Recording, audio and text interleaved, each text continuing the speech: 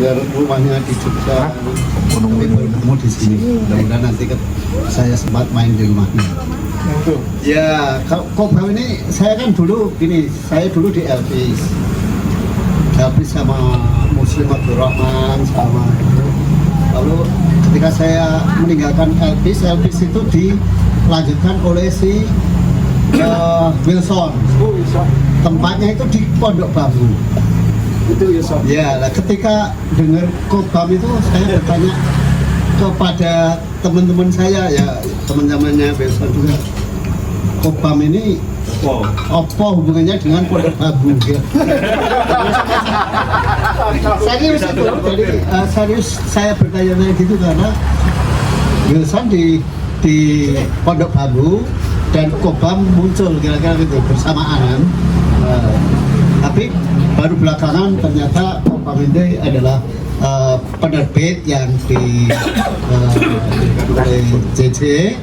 Dan ya tentu saya sebagai orang yang pekerjaannya harus membaca, ya saya sering membeli buku-bukunya gitu, terutama kalau sejarah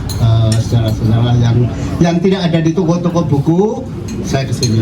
Jadi kalau tahun baru saya kesini pulang bawa buku, kira-kira begitulah. Dan saya selalu sedih juga melihat tumpukan buku ini, dan saya mencoba untuk mengkomunikasikan kepada publik, tapi toh juga rasanya kalau Pak Jokowi dah, Pak Jokowi dah. Ya, sebetulnya temanmu dan temennya Wilson itu punya budget seperti buku-buku soal Kalimantan, soal gitu. Dirjen Kebudayaan bisa borong distribusikan ke daerah-daerah itu. Tinggal gimana kawan ini disorong-sorong untuk membeli gitu loh. Tapi paling tidak itu buku-buku yang diterbitkan oleh Kobam itu buat saya sih itu memberikan perspektif lain soal sejarah bangsa ini gitu. Ya, karena selama ini kan kalau sejarah itu pasti produk dari kekuasaan. Nah, yang diterbitkan oleh Kobam itu kan bukan produk dari kekuasaan. Saya kira itu yang memberikan perspektif. Jadi kalau misalnya kita mau bicara soal pendidikan kritis misalnya, semestinya bacaannya itu ya bacaan buku-buku yang diterbitkan oleh Kobam gitu. Karena apa? Karena sebetulnya substansi dari buku-buku yang diterbitkan oleh Kobam itu memberikan perspektif kritis pada kita gitu. Cuma sampai hari ini saya belum sempat menulis untuk Kobam. Mudah-mudahan nanti saya sedang menyiapkan buku kereta cepat, mudah-mudahan nanti Kobam mau menerbitkannya supaya ada kita mau mulai. Tapi ya untuk pendidikan saya belum, tapi saya coba nanti kita menulis untuk Kobam, karena kalau ngomong pendidikan jujur saya sekarang sudah sampai pada tahap frustasi gitu. Karena gini, banyak orang Pak Jokowi itu berhasil membangun infrastruktur.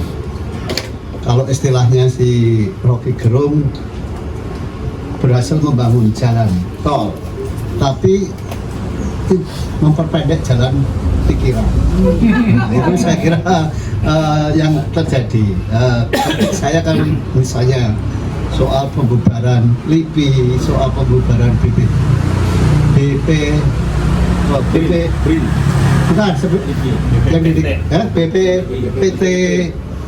itu menurut saya kan kekeliruan besar gitu. Karena apa?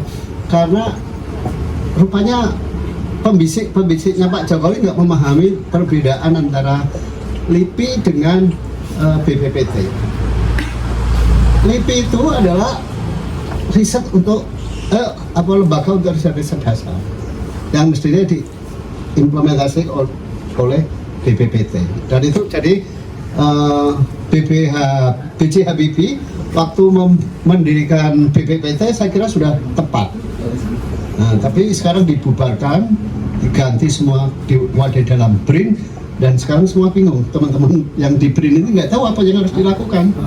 gitu. Nah, karena itu sebetulnya persoalan pendidikan itu tidak hanya sekedar persekolahan saja, tetapi ini juga bagian dari pendidikan, karena kalau riset dasarnya dan riset aplikasinya sudah ada, kita ilmu pengetahuan akan dikembangin di mana.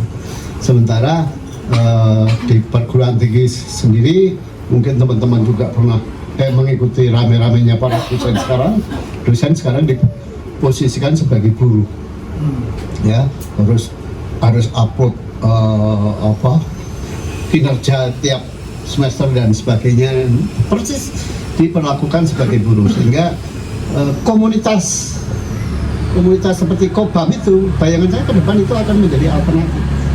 Lihat aja sekarang nggak ada ahli politik dari kampus, yang ditampil di TV, di koran itu kan bukan dari kampus.